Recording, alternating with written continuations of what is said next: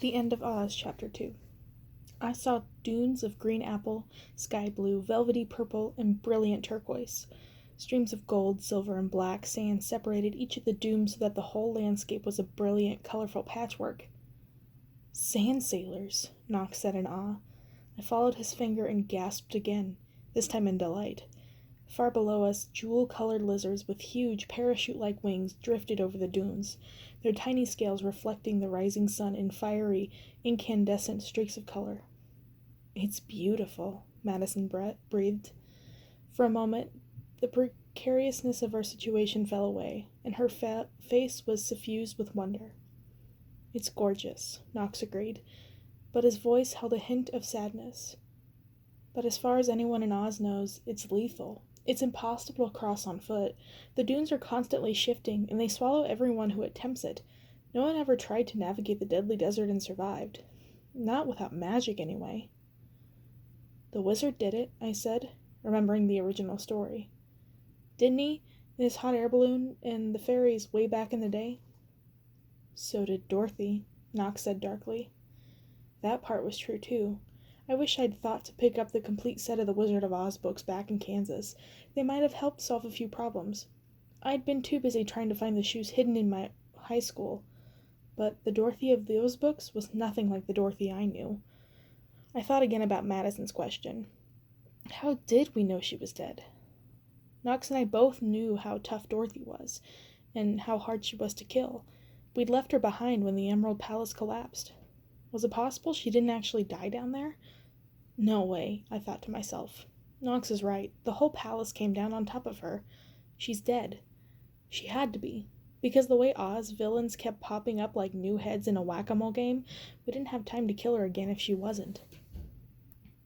One of the sand sailors swept down a little too close to the ground, and, in a blink, the sand rose to meet it in a tiny wave. The sand sailor struggled, but it was over in an instant as the desert swallowed it whole. Madison gasped. Knox and I remained silent. As the sun rose in the sky, the landscape below us grew even more dazzling. Soon the hot morning light beat down on our shoulders. Without shade or shelter, our flight became uncomfortably warm. Madison pulled off her pink bedazzled sweatshirt and draped it over her head to ward off the sun. I sweated miserably in the soft gray dress I'd worn to Ozma's coronation. Already that seemed like a lifetime ago.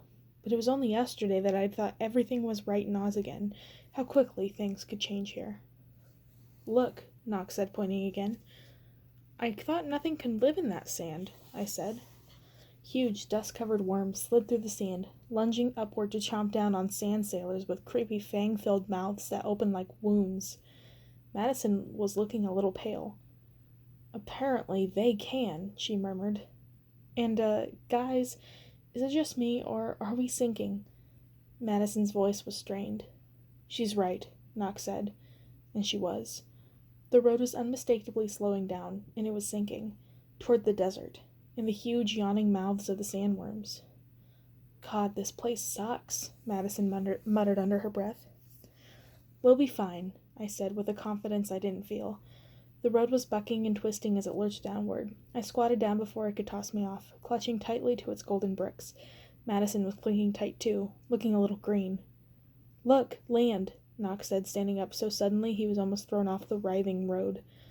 I grabbed his ankles as an upheaval nearly sent him over the side. Past the multicolored dunes I could see what he meant. An expanse of drab, bleak landscape, hilly and worn down looking, that it was a sharp contrast to the bright and lethal deadly desert. But we were falling fast. If we crashed before we made it to the hills, either the sandworms would finish us, or the desert itself would. The worms seemed to sense our predicament and gathered beneath the road, yawning and snapping their huge teeth. Madison's knuckles were white where she gripped the road, and her face was tense with fear. But she didn't say anything. I felt my boots throb almost reassuringly, but when I reached within myself for my magic, it felt far away, as if I were trying to reach it through a wall of jello. I closed my eyes, trying to summon something. Anything. The barest scrap of magic to keep us safe.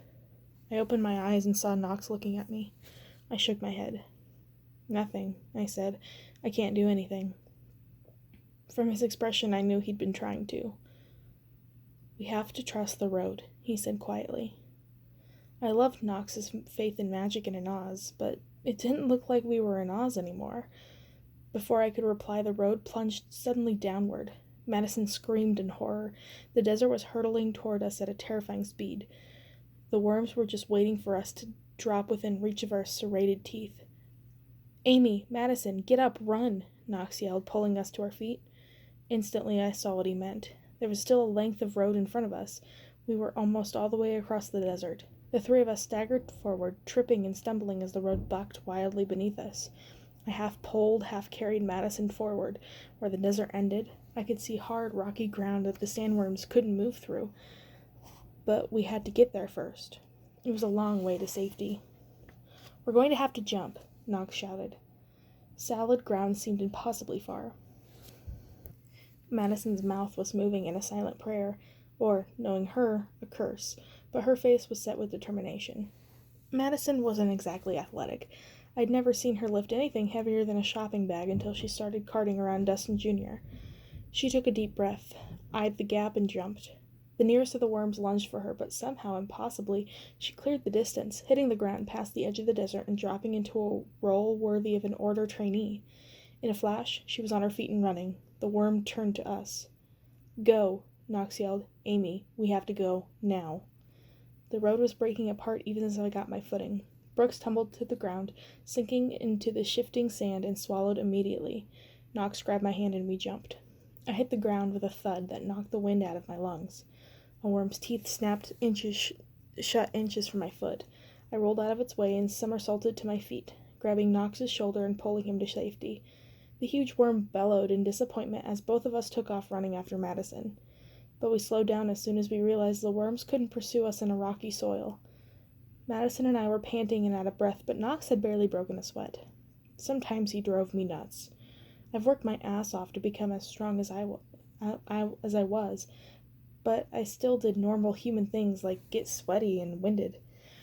Nox made even the most impossible feat look easy. It was alternately infuriating and sexy. He looked up at the sky where the remains of the road were rising quickly away from us. Crumbling bricks thudded there, here and there on the swirling sands of the desert, sinking out of the sight, immediately into a fluid sand. "Ugh," Madison said. "Rude." She glared at the last of the road of yellow brick as it dwindled to a speck on the horizon. "I don't understand why it took us this far and then just dumped us," I said. "And what happened back there? What went wrong with our magic? Where are we?" Nox was looking at his fingers, wiggling them experimentally. "I think the road is Oz-bound," he said slowly. "It wanted to help us for whatever reason, and so it took us as far as it could." "Took us where, though? Is this some part of the mountains? Why couldn't it go any farther?" Nox shook his head. "Amy, I think the road took us all the way across the desert. That's why our magic isn't working. That's why the road collapsed." "You're saying we aren't in Oz anymore?" I said slowly. He nodded. "We crossed the entire desert. That means we're in Ev, the Gnome King's kingdom. I don't even believe it was real." He snorted softly. Then again, the Gnome King was supposed to be legend, too. Ev. The word stirred something in my memory. Something important. Had Lorraine told me about Ev? About the Gnome King and what he wanted? But whatever the memory was, it was gone. "I still don't understand what that has to do with our magic," I said, "or why the road would dump us here." I looked around. We tried to defeat the Gnome King in Oz, but he was too powerful. Maybe there's nothing in Oz that can stop him, and that's why the road brought us here, I said thoughtfully. Maybe Ev's magic is different somehow, or there's something here that we can use to defeat the Gnome King. "If Ev's magic is different, that would explain why we're having trouble using ours," Nox agreed. "And the road doesn't do anything without a reason, but as far as we know, the Gnome King isn't here. The last time we saw him, he was in Oz." I sighed. It was a lot to figure out, but there had to be a reason we were here, and if the Gnome King was from Ev, that had to be a part of it. It would make sense if the road had brought us here to discover a weapon that we could use against him. "They don't have, treasure maps in Oz, do they?" Madison asked. "You know, This way to enchanted object that kills evil sorcerer, gets everybody home to safety type maps? Knox rolled his eyes at Madison. My magic comes from Oz, Knox said. I think that's why it's hard to reach here. Ev must use a different kind of power. The shoes are a part of Oz too, but your magic... He didn't finish, but I knew what he was thinking. My magic was part Oz, part me, and I was from the other place, which meant that maybe, just maybe, I could find a way to make my own magic work here. If I could somehow bypass the Oz parts, if that was even possible, I could tap directly into the magic that came from me. But if I tried to access it without the shoes, it might also just kill me. Why is this place ugly as hell? Madison asked, looking around. I thought there was supposed to be, singing Muppets or something? Munchkins, I said automatically. Madison was right. If this was Ev, it was a total dump. Dorothy had been draining the magic out of Oz for a while. The trees had stopped talking and the river was running in reverse.